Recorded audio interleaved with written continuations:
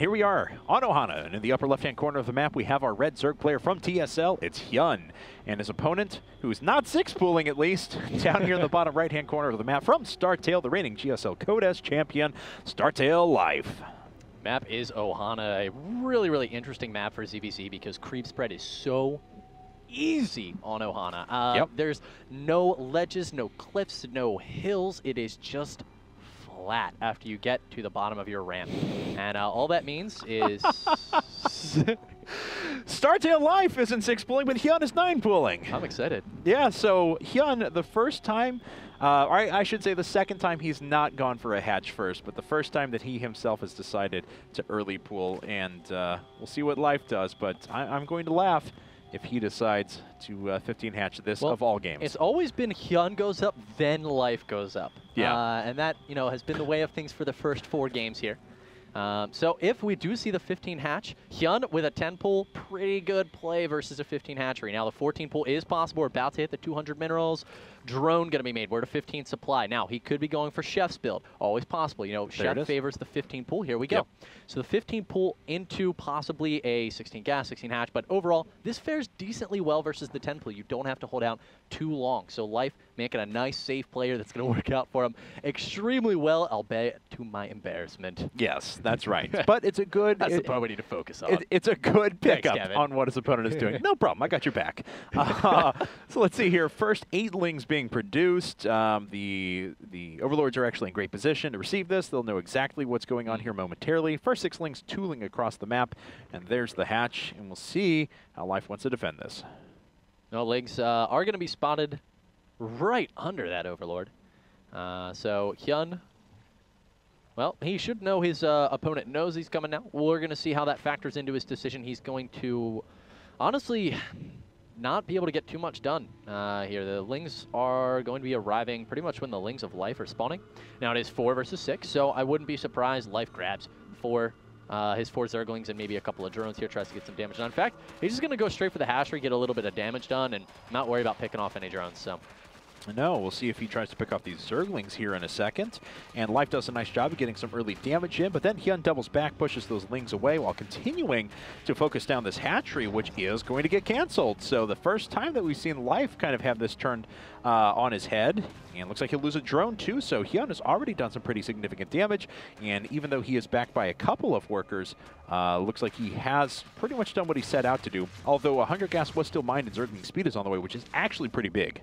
Yeah, I mean, we're seeing behind this, HyuN is actually going for the hatchery. Lings are going to finally be retreating from the base, but he still can't lay this hatchery down, really. Not without bringing out some drones with him.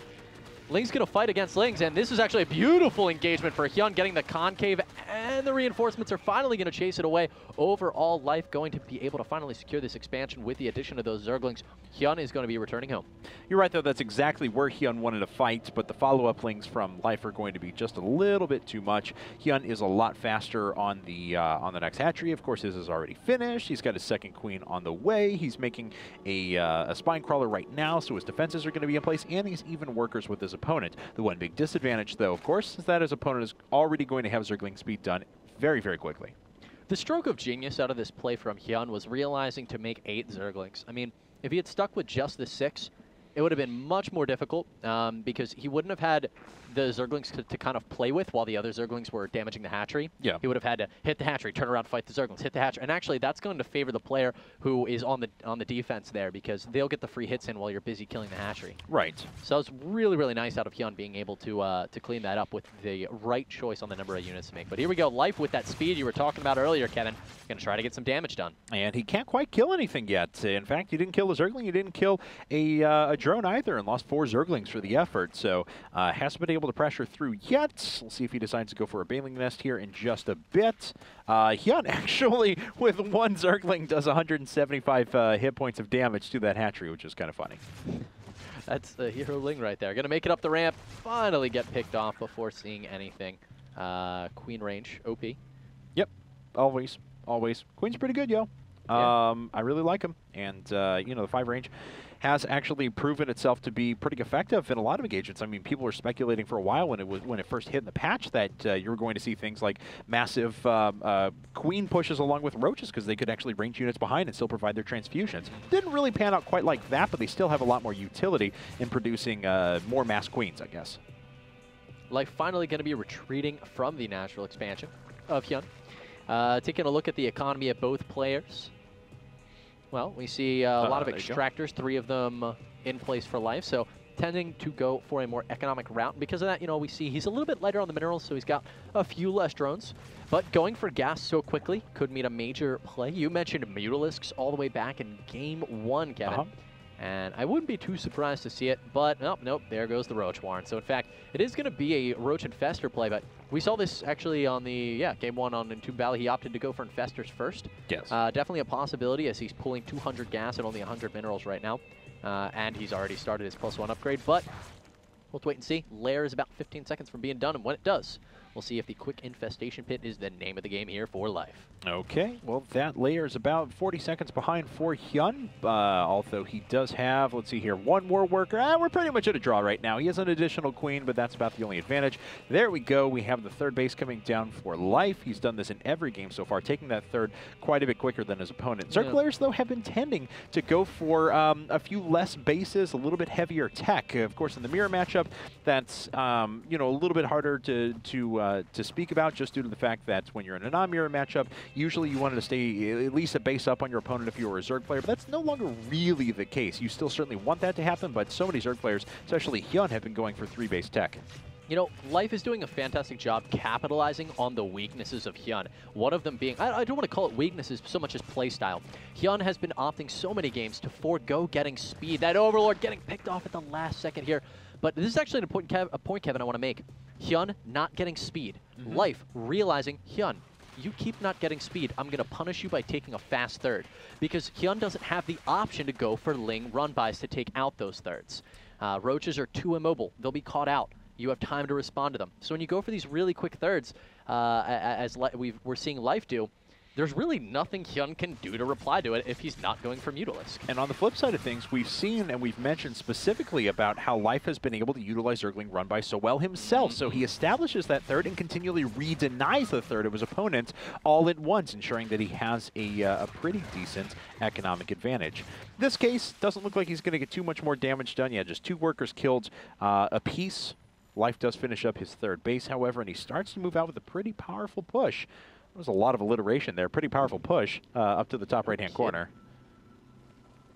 3rd, well, is that about halfway done, I guess, for Life at this point, trying to dance back and forth with these roaches. No, he does have a very nice retreat path, remember, up that lower ramp, but now he's going to fully commit, and there is no way to run through the 2nd here. So if Life commits to this, it is it is all in. You know, those roaches will not have a way to play some fancy dancing games through the natural expansion. So here we go, fully committed to this 3rd now. And he does have the the greater roach count than HyuN, so, I mean, HyuN's actually just going to back out, and, well, this is constant dancing back and forth. HyuN going to opt to finally engage. Who has the advantage here? It's really difficult to tell. Life looks like he's going to be falling back as the reinforcing roaches do arrive for HyuN. And another couple of Zerglings went through. Doesn't look like they killed any additional workers, so HyuN doing a pretty good job of holding off there. Looks like in the middle of the map, a couple of Overlords were taken out by Life, so he does temporarily supply block his opponent that forces 4 Overlords at the same time to pop out for HyuN. He is actually accumulating a lot of resources while that happens. Yeah, he is. Needs to make sure he stays on top of his larva injects so that he can spend all of that money once it finally, the supply cap does finally break. 4th and 6th, excuse me, extractors going down as well for Life, going to be really ramping up that tech. But notice that we've been seeing a lot of just these single upgrades. Real indicator in the ZVZ out of the in the shift away from double upgrades. We really haven't seen as much of it as of late, and this series has been a great example of 2 players utilizing the newer playstyle. So I Roach like is it. going to be, I do too. You know, especially compounded with the quicker techs. It lets you get just a couple more infestors out, which can make all the difference. Well, that's what I was going to say. A couple more infestors or a couple more key upgrades like pathogen glands a bit quicker or moving into a bit higher tech a little bit faster too. So HyuN now trying to take a 4th base, and this is the first time that he's tried to extend. I mean, I guess the game on Entomb Valley he did a little bit too, where he tried to extend to a 4th a bit quicker, but that was because he had done such an effective job of holding off life after the initial quick 13 gas 12 pool that he was kind of able to expand everywhere across the map. But HyuN just kind of sitting back, waiting, biding his time. Looks like life does pick up on this 4th base, and he himself is going to try and take one, I presume, at about the same time. Yeah. Yeah. Very nice synced up play here between both players. Life going to throw that down as HyuN is moving out across the map. We do, and it's kind of funny, we've actually seen most of these games, HyuN has been the aggressor. He's been the player pushing down his opponent's throat.